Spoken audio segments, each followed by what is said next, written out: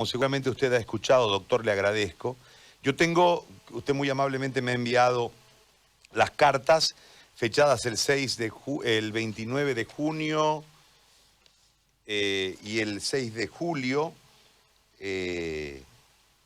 con una serie de cuestiones relacionadas principalmente a la reconsideración de la resolución del ICU 016-2020 sobre el ingreso directo a la universidad por donar plasma hiperinmune humano.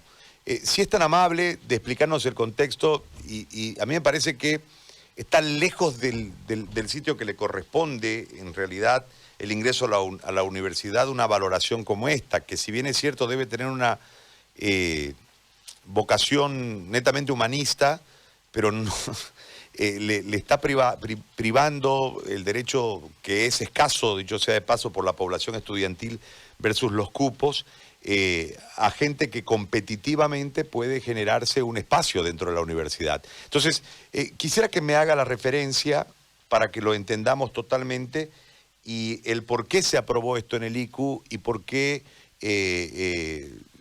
se ha desarrollado esto o se está desarrollando esto cuando hay cosas más prioritarias desde ese mismo sentido humano que Gabriel René Moreno debía tomar en cuenta, como el tema, por ejemplo, del estudio científico en relación al...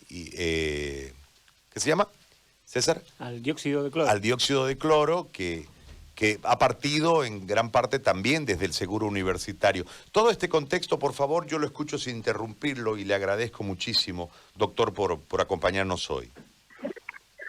Muy buenos días, don Gary, y un gran saludo a su prestigioso programa y también a toda su audiencia que permanentemente y todos los días lo sigue y lo escucha.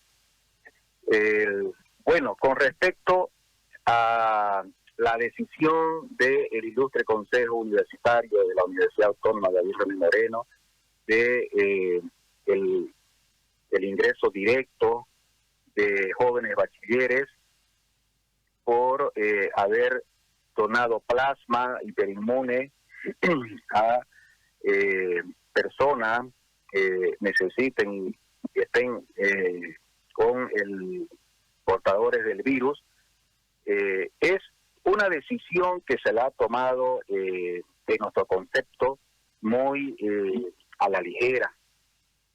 Si bien el señor rector solicitó un informe a la comisión académica, se elaboró el informe, pero no tuvo la suficiente sustentación para que se haga lo correcto. Además, que nos presentó el informe sin las correspondientes firmas de los miembros de la comisión académica del ilustre Consejo Universitario. Desde ahí ya tiene algunas falencias el procedimiento. Ahora, lo fundamental aquí es que esta resolución violenta el estatuto orgánico de la Universidad Gabriel René Moreno, en su artículo 94, que establece los procedimientos de la admisión estudiantil, que tiene que ver con procesos de evaluación de carácter académica, científica, de carácter sensorial, sensitiva, de la vocación del postulante a ser universitario, así como también de la personalidad del postulante. Estos son los procedimientos, y el ilustre Consejo Universitario aprobó un reglamento marco de admisión estudiantil donde se delega a las distintas facultades de la universidad para que ahí hagan un reglamento específico de admisión estudiantil en función de los requisitos previos que les he mencionado. Entonces, esta resolución transgrede el estatuto orgánico de la universidad en su artículo 94, así como también el reglamento marco de régimen estudiantil de admisión de nuevos estudiantes. Por consiguiente, 7 consejeros universitarios hemos planteado un recurso de reconsideración de esta resolución para rectificar el error institucional y buscar algunas otras formas.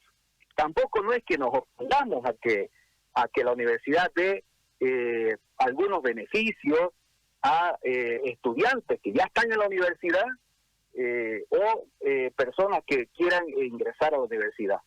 Pero lo que tenemos que resguardar por sobre todas las cosas es la academia. No podemos, obviamente, intercambiar la academia y la ciencia, el conocimiento científico, por alguna otra acción que pueda tener. O sea, la academia no está en ningún tipo de transacción. Así como también, don Gary, así como también hay una ley del Estado, que es la ley de transfusiones y banco de sangre, en la cual establece que la sangre humana y sus componentes y derivados, como el plasma, no está en el comercio humano. No se puede transar o intercambiar ni recibir nada a cambio, tanto por el donante así como también como el que recibe. Por consiguiente, también transgrede esta ley que está vigente del Estado boliviano. Eso es muy bueno aclarar a la opinión pública para que no se vaya a pensar de que la universidad no quiera dar contribuir a este proceso e incentivar a las personas que puedan donar, sino que la universidad puede entrar en algunas otras formas de cómo favorecer a estas personas que voluntariamente han donado el plasma humano hiperinmune para salvar vidas. Lo que la universidad tiene que resguardar sobre todas las cosas es el carácter académico del ingreso a la universidad, así como también resguardar por sobre todas las cosas los valores esenciales de el proceso de donación, que es altruista, que es voluntario y una vocación humana de salvar una vida humana también. Eso es esencialmente, don Gary. Ahora le hago una pregunta, doctor. En el tema del manejo del ICU, porque yo observo aquí con la documentación que usted me ha brindado, que usted ha intentado, porque entiendo que como última opción se ha buscado la posibilidad de hacer público este tema para expresar algo que es de altísima preocupación, porque la universidad puede estar incurriendo inclusive en un delito al entregar por plasma un beneficio. O sea, está comerciando, en otras palabras. Eso es delicadísimo y lógicamente pudiese ser pasible a una serie de elementos posteriores. Pero, ¿por qué no se puede tratar el tema internamente y se tiene que salir del ICU para ustedes, en este afán desesperado de recuperar o cuidar la institucionalidad y el buen nombre de Gabriel René Moreno, tienen que venir a la pública, doctor? ¿Qué pasa en el ICU? ¿Quién tiene el control del ICU? Don Gary, nosotros hemos actuado estrictamente en lo que establece el Estatuto Orgánico de la Universidad y el reglamento de debate del ICU, del Ilustre Consejo Universitario. Hemos hecho ejercicio de un derecho como consejeros, así como también de un recurso, que es la acción de reconsideración que está establecida en el reglamento de debate del ICU para solicitar la reconsideración de una resolución ya aprobada para poder tratar su objeto y obviamente ahí modificar, cambiar o extinguir si es que obviamente el plenario así lo ve conveniente, o rectificar de manera argumentada y fundamentada el objeto en debate. Ahora, bueno, como la universidad no tiene dueño, don Gary, la universidad es del pueblo, por consiguiente, ante esta situación que se ha hecho público, ¿no es verdad?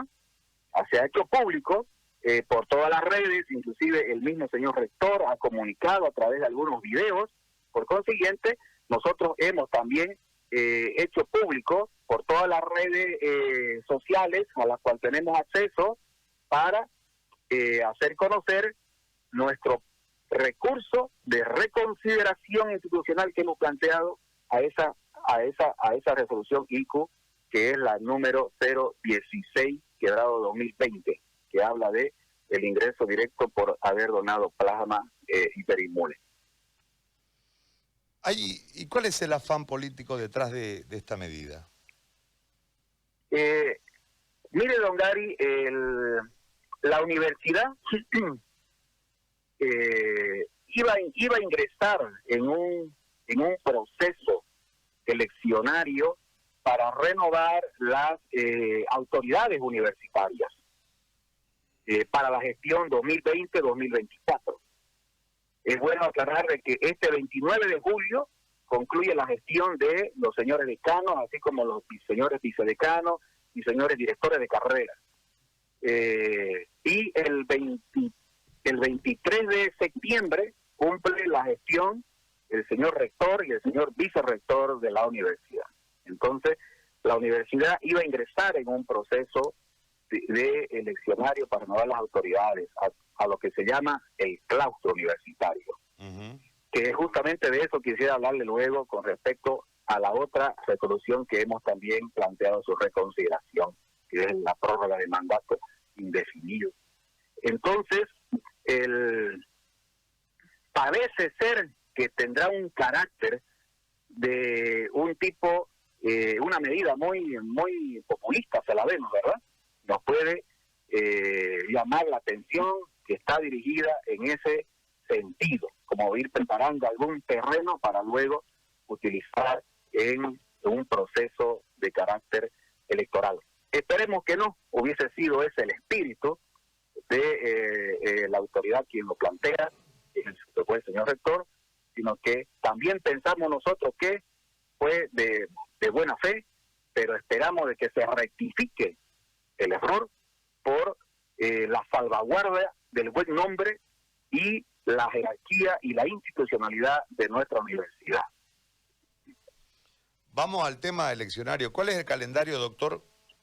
¿Cómo es el tema? ¿Se han prorrogado? Explíqueme. En realidad, don Gary, eso es lo que no tenemos. Ese es ahorita el gran problema de nuestra universidad. La Corte Electoral Universitaria, el 28 de mayo, feneció en sus funciones. Por consiguiente, no hay corte. No tenemos corte vigente en ejercicio. No tenemos corte, don Gary. Por consiguiente, lo que debería hacer la universidad en primera instancia era designar a los miembros de la Corte Electoral Universitaria conforme estatuto, conforme reglamento y convocatoria que se lanzó el 5 de marzo, don Gary. Hay convocatoria lanzada para que se presenten postulantes, tanto docentes como estudiantes, a formar parte, a ser vocales de la Corte Electoral Universitaria, que se conforma por 3 docentes y 2 estudiantes. Son los 5 vocales que forman parte de este órgano institucional de la universidad. Mire usted, se convoca el Consejo Universitario el 25 de junio y lo primero que se plantea es la prórroga de mandato. Una prórroga de mandato de carácter indefinida, sin límite de tiempo, porque no existe un previo calendario electoral emitido por la autoridad competente. Doctor, ¿en qué fecha se prorrogan? En esa convocatoria del ilustre Consejo Universitario, ¿en qué fecha se prorrogan? El 25 de junio de 2020. Ya. El 25 de junio. Se convoca el señor rector al Consejo Universitario. Un mes después de que no hay corte. ¿Sí? Aproximadamente. Sí. Aproximadamente. Perdón. Aproximadamente. Ok. Aproximadamente, un mes después que no hay corte. Prosiga, por favor. Entonces, se emite la resolución arrimada en todas las leyes y los decretos supremos que regulan y reglamentan la epidemia y la pandemia en nuestro país, con todas las restricciones que significaba todo ello. Además de arrimarse en la Declaración Constitucional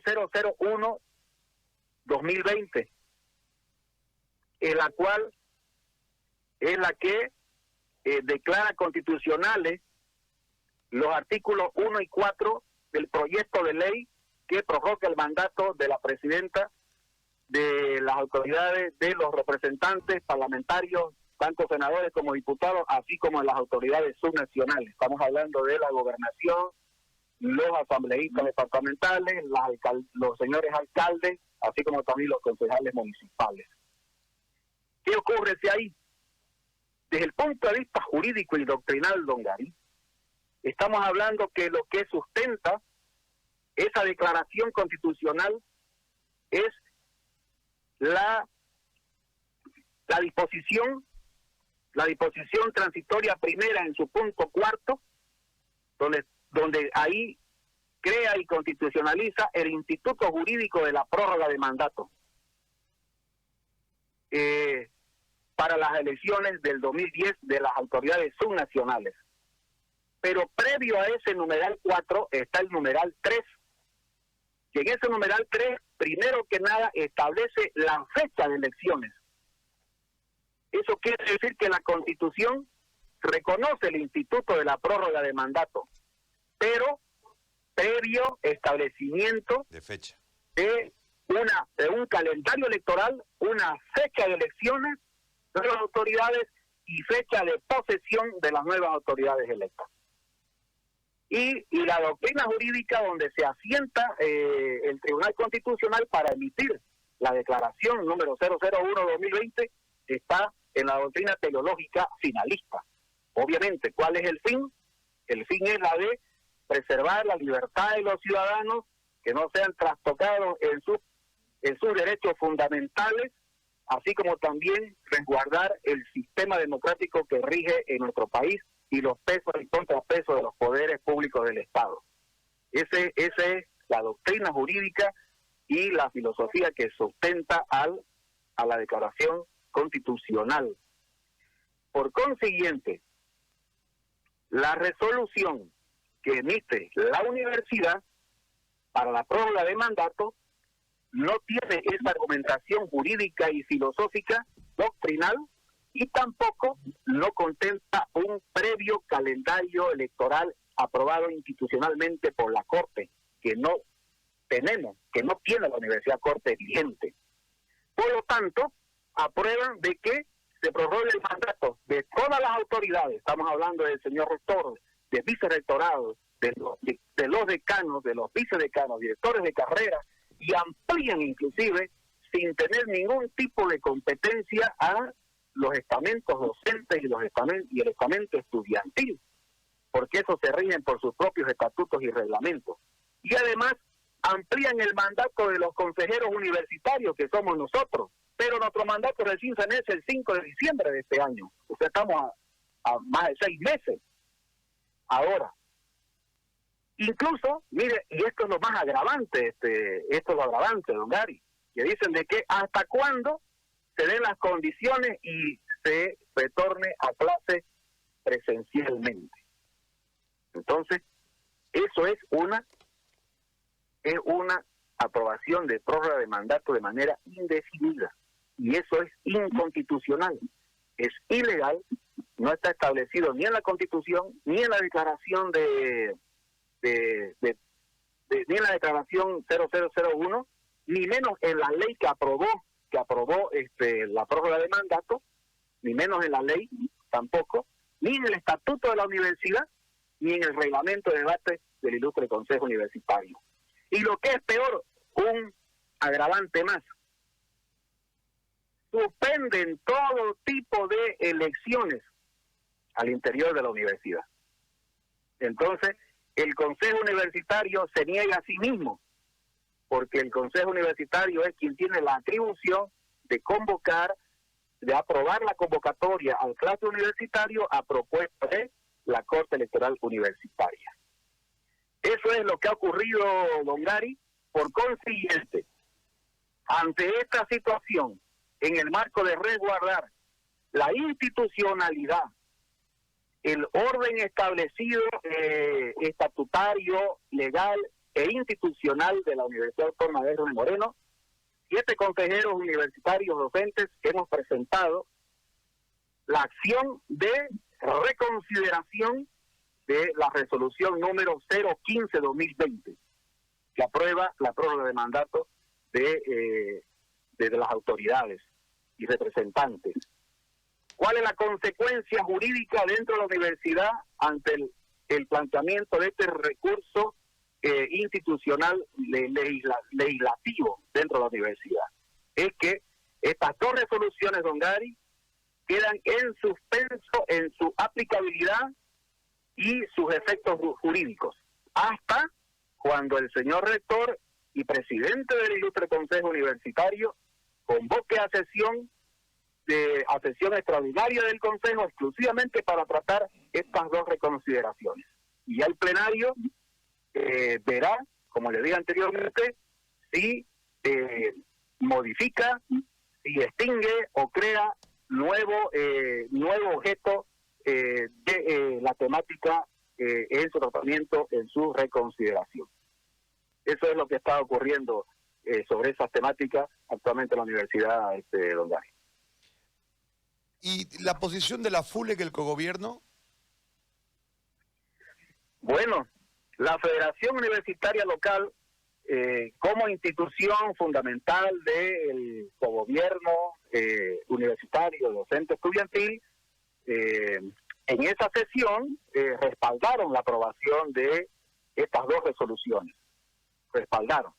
Es bueno hacer notar que en la votación para la aprobación de la prórroga de mandato y de manera indefinida, hubimos 8 consejeros que nos opusimos. Nos opusimos tenazmente con toda la argumentación jurídico-legal e institucional, pero lamentablemente la mayoría, a lo que hemos llamado el rodillo concejal, obviamente, que ha logrado conformar el señor rector, pues obviamente aprobaron las 2 medidas. Perfecto. Yo le agradezco mucho, doctor, por este espacio que nos ha abierto para poder comunicarnos lo que está sucediendo internamente en Gabriel René Moreno. Le mando un abrazo. Don Gary, somos nosotros los agradecidos, lo hacemos con el más alto espíritu y vocación democrática, institucionalista, en defensa del buen nombre e institucionalidad de nuestra alma mater, de nuestra universidad cruceña, la Universidad de Santa Cruz, que es la Universidad Autónoma Gabriel René Moreno, y lo hemos hecho público en el marco del principio de que la Universidad Autónoma Gabriel René Moreno no tiene dueño.